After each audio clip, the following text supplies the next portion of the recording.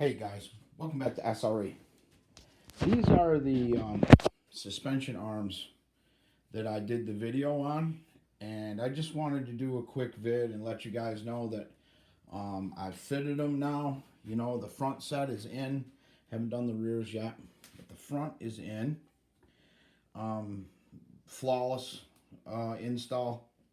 Didn't have to grind anything, didn't have to touch anything. Just dropped right in like you would expect them to. So, again, when I know this, I don't usually do this on my channel. So, but I think now when I run into good products, I'm gonna start showing them. You know what I mean? I'm not getting paid to do this or anything. I don't have enough subscribers for that. So, check this dude out. He's getting it done. These are nice. Really nice. All right. This is SRE. I'm out.